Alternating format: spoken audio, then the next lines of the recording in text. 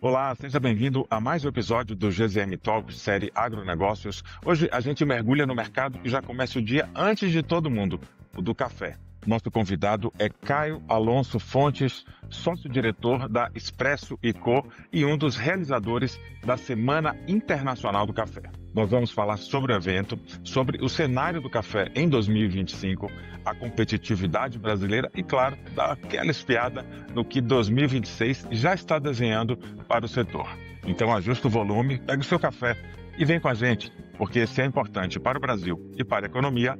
Então, vamos conversar.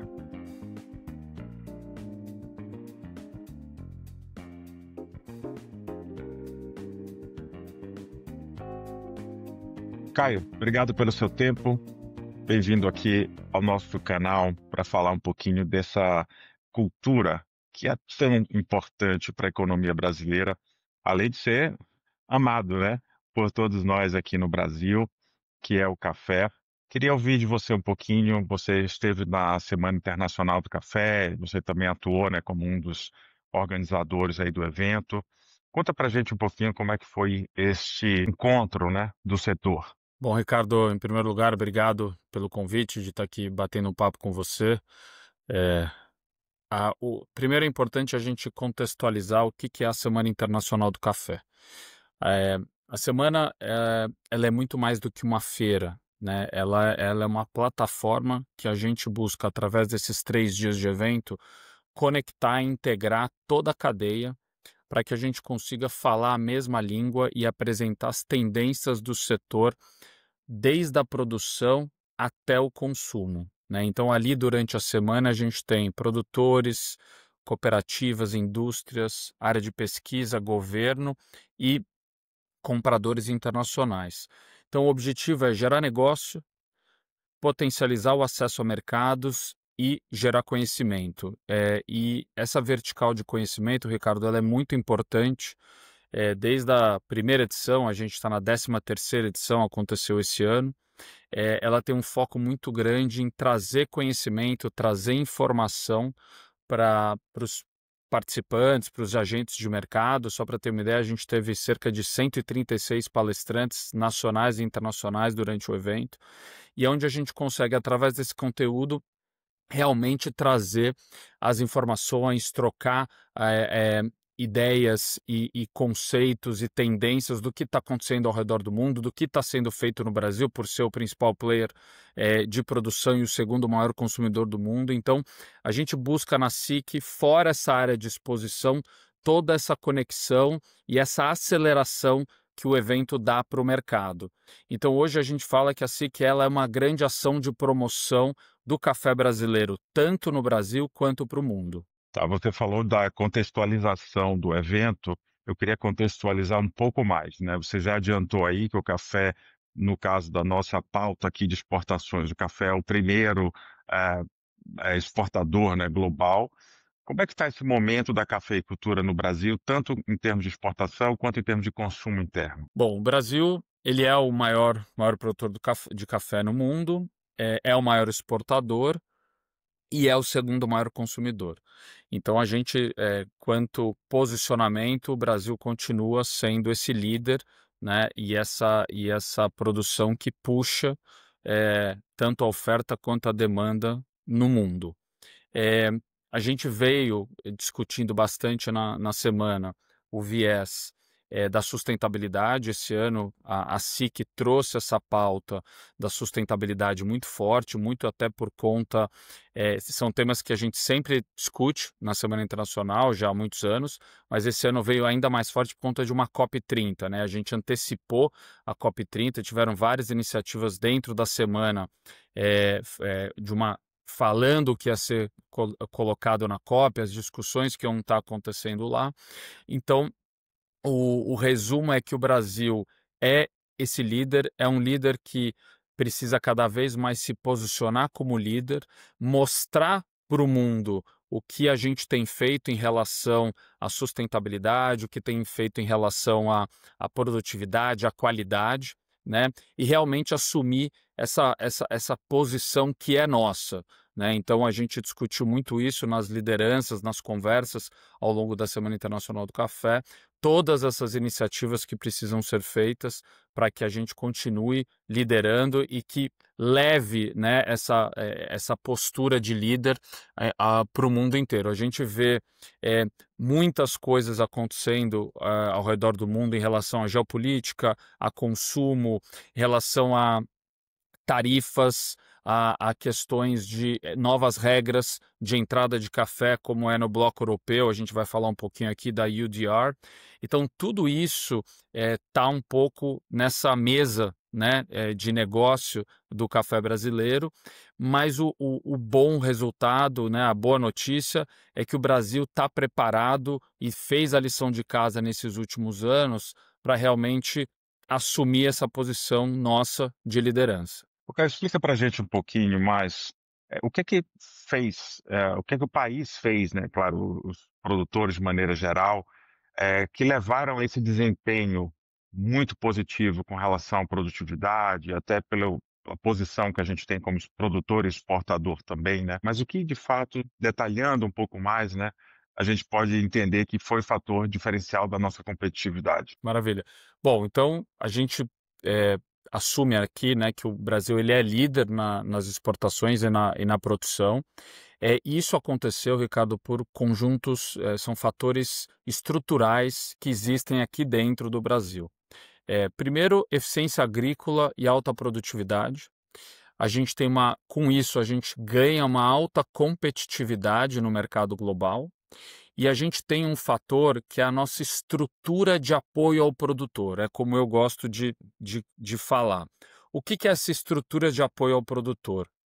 O produtor brasileiro ele tem acesso a um financiamento, tem acesso a suporte público e privado, seja pela parte de capacitação de um sistema Senar, seja da parte dos governos estaduais que tem a parte de capacitação que vai até a ponta do produtor, né, ali ensinar ele quais melhorias ele precisa fazer, quais acessos à gestão ele precisa melhorar.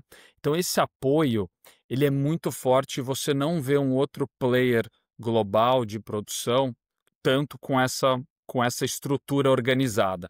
Do lado privado, você tem o cooperativismo do Brasil, que é uma estrutura maravilhosa, completa, sustentável, né, e que também dá esse suporte para os cooperados e para os produtores quando necessário.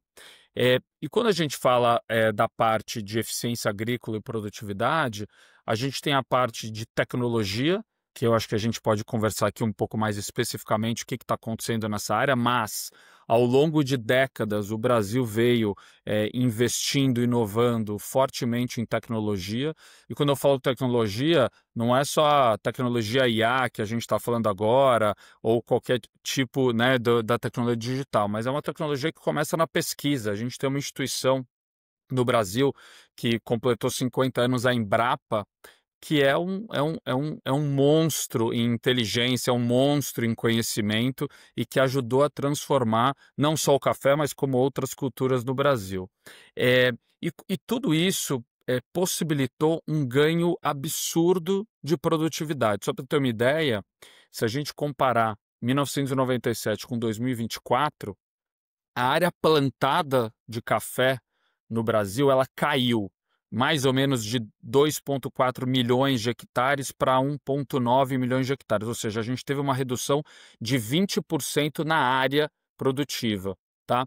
Mas mesmo assim, a gente saiu de uma produção por hectare, né, sacas por hectare, ao redor de 9 a 11 sacas por hectare, para 30, para algumas regiões 50. Se você falar na parte de canéfora, você vai falar de 80 a 100. Então, tudo isso junto possibilitou ao longo do tempo a gente chegar onde a gente chegou, tá? Poxa, é impressionante isso, cara. Esses dados que você trouxe realmente são bastante expressivos, né? Esse aumento da produtividade. E eu quero falar de tecnologia com certeza, mas antes eu queria falar de dois elementos que compõem aí a agenda do agronegócio de forma bastante sensível, que é a sustentabilidade e a rastreabilidade. Como é que a cultura do café está transacionando usando esses dois elementos? Bom, primeiro que sustentabilidade e rastreabilidade já não é um diferencial, né? É um must-have e é uma barreira de entrada, como a gente veio falando aqui, de algumas políticas novas, inclusive na Europa, e que não vai ser ficar só na Europa, que é o caso da UDR. E o Brasil, no café, ele ainda fica numa posição ainda mais competitiva, né. Bom, você, Ricardo, com a Gazeta que acompanha tantos mercados agro e tanto a parte econômica, a gente sabe o quanto a nossa legislação ambiental ela é rigorosa, né. O Brasil tem uma reserva legal de no mínimo 20%, produção obrigatória de APP, rastreabilidade, ou seja, toda esse baseline que já existe, na nossa legislação permite, né, a gente ter uma saída nessas 2 palavras, sustentabilidade e rastreabilidade muito forte, né. E isso, veio sendo aplicado já há algum tempo no café, os produtores cada vez mais cientes de práticas sustentáveis, olhando cada vez mais para um o café, no caso, uma cultura que se provou ser, dentro de boas práticas, carbono negativo, né. Então, todos esses atributos que a gente falou antes, mais essa questão, já de baseline que a gente tem no Brasil, já nos coloca num diferencial em relação a uma competitividade global.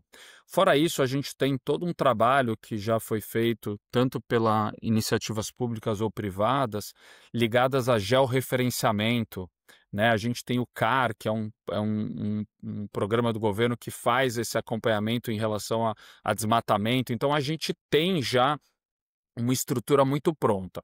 Isso não impede, e pelo contrário, que a gente continue fazendo essa lição de casa e melhorando essas nossas práticas de sustentabilidade e busca por programas de certificação e rastreabilidade, né. Isso, sem dúvida nenhuma, é um trabalho, que ele é contínuo. A gente sabe que isso ainda não chega em todo mundo, né, ou seja, a grande maioria dos produtores do Brasil são pequenos, então existe sim uma necessidade de, de escala para chegar para todo mundo, mas, de novo, com aquela infraestrutura que a gente tem, com aquela rede de apoio que o Brasil tem, tanto público quanto privado, a gente sai ainda mais fortalecido nessa competição global, Ricardo. Não, sem dúvida. Eu imagino que, pela importância do tema, de fato, o produtor esteja, se não totalmente preparado, já realmente muito próximo disso, né.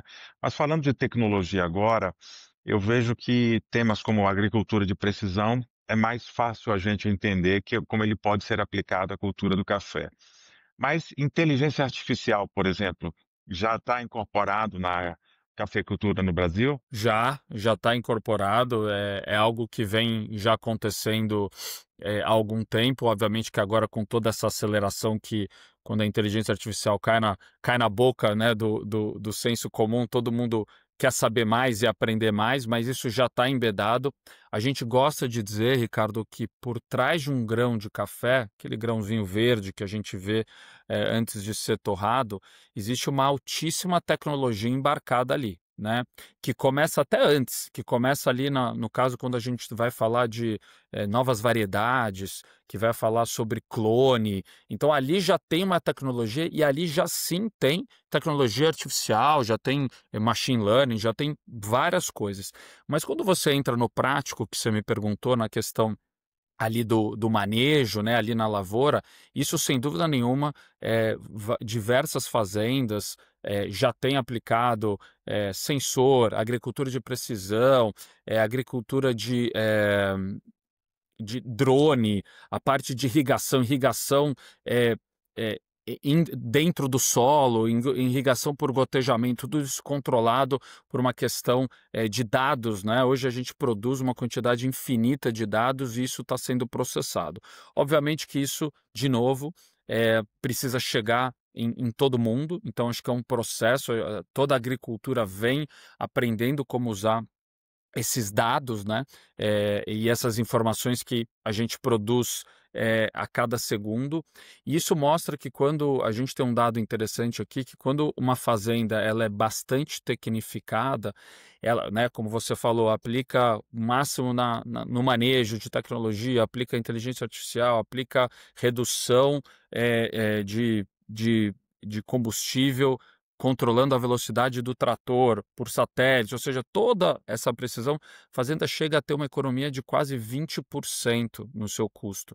Então isso vem sendo aplicado, isso vem ganhando, e isso dá o que mais para o Brasil? Mais competitividade. A gente continua tendo alta produtividade, continua tendo competitividade de preço e o melhor, Ricardo, a gente consegue entregar isso com altíssima qualidade e sustentabilidade. Então hoje o Brasil é o país que mais produz cafés sustentáveis no mundo e cafés excelentes de qualidade. Então não é mais a qualidade não está mais ligada àquela pessoa colhendo na mão. Qualidade vem nisso, vem no processo produtivo com alta tecnologia, vem no processo produtivo com tecnologia que gera inovação. E tudo isso o Brasil tem muito forte no nosso DNA. Muito bom saber disso. Queria falar agora de um outro elemento que é super importante, que são as certificações, né? Eu acho que isso é um requerimento, obviamente, para você fazer parte do mercado internacional muitas vezes. O Brasil está alinhado, up to date, né? Como se diz, atualizado com relação a essas certificações internacionais. Eu sei que isso, inclusive, vai mudando, né? A todo momento, às vezes surge uma nova orientação, enfim. Como é que a gente está posicionado com relação a isso? De novo, isso vem na cauda do que a gente acabou de falar em relação à sustentabilidade e rastreabilidade, né? Tanto certificações ambientais como o Rainforest Alliance, eh, mas também como essas novas cobranças da Europa em relação no caso a UDR, que acabou de sair uma notícia essa semana que postergaram mais um ano, né, a cobrança de todas essas normativas e protocolos, mas isso mostra que o Brasil está preparado e o produtor brasileiro tem que se adaptar, porque já não é mais uma opção, né? Critérios ambientais e sociais estão na pauta dos compradores globais, né? E não só do comprador, está na pauta do consumidor também, né? Você pega o consumidor europeu, que é o nosso grande mercado de consumo e de compra de café brasileiro, ele quer um café mais sustentável, né? Ele quer saber a origem, ele quer saber de onde vem. Então, essa adaptação, ela vem acontecendo também, né? Os grandes se adaptam mais rápido, as empresas ou aquelas grandes fazendas se adaptam mais rápido, mas o pequeno, o médio pequeno também vem com essa necessidade de adaptação, de novo, usando essa rede de apoio, esses parceiros de negócio, como cooperativa, como o próprio governo, como entidades de classe que assumem essa liderança, dando esse apoio para esses produtores.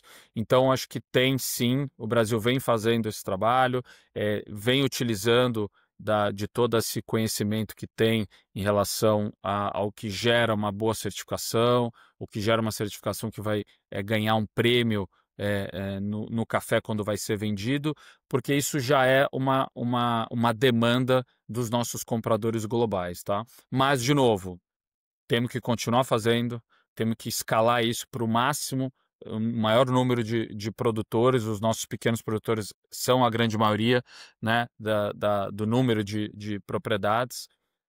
Então a gente realmente precisa continuar fazendo essa nossa lição de casa, mas estamos sim num ótimo caminho aí para a gente continuar nessa liderança, não só na produtividade, mas também com cafés certificados, cafés diferenciados. Só para ter uma ideia, hoje 20%, Ricardo, dos cafés exportados já são considerados cafés diferenciados. Ou seja, eles têm alguma coisa ali diferente em relação a uma certificação, em relação a uma qualidade. E você vê que esse preço negociado nesses 20% já vem com um prêmio. Então, não é só fazer porque estão pedindo ainda, né, o comprador, por uma questão de compliance, né, uma questão de novos protocolos, pagam a mais por isso. Vamos falar agora de um outro tema bastante sensível para a cadeia, que é o preço, né?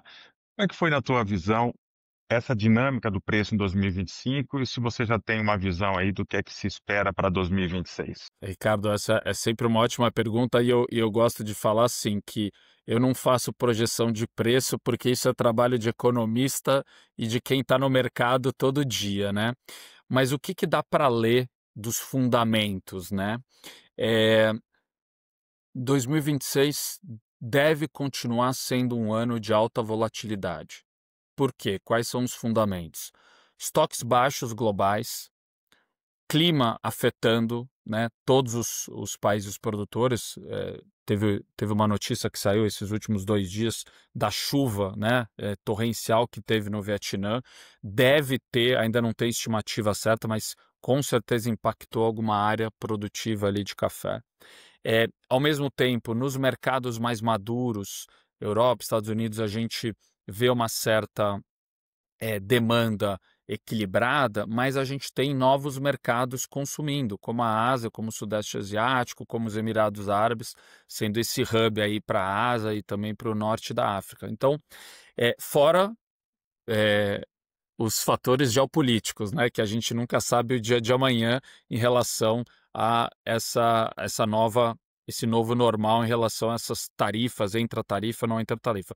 Por mais, né, que a gente teve aí na semana passada uma notícia em relação à saída né, a exclusão do café brasileiro da sobretaxa, mas a gente não pode esquecer que o café solúvel continua com a sobretaxa ainda, e isso impacta bastante. Então, tem muita volatilidade ainda na mesa, então eu acho que a projeção, se eu tivesse que arriscar, ainda são preços nos patamares atuais e com bastante volatilidade. Então, para o produtor, o que significa, né? Significa uma renda, né? Um bom preço de venda, mas com muita oscilação. Então, o produtor tem que estar atento aí na hora de vender, no momento de vender, conhecer bastante o seu custo de produção para realmente entender, né, ali essa margem de lucratividade. E para a indústria e para o consumo interno, que eu acho que vale a pena a gente pontuar aqui também, né, Ricardo? Eu acho que ele vem mostrando um mercado bastante resiliente, tá? Tanto na preparação da indústria, quanto oferta desse café para o produtor, quanto no próprio consumo, né? O consumidor, ele não deixa de consumir o café, né? Você abriu aqui a nossa conversa dizendo do quanto o café é esse produto amado por nós brasileiros. Então, o consumo de café mostra essa essa parte inelástica, né, de consumo.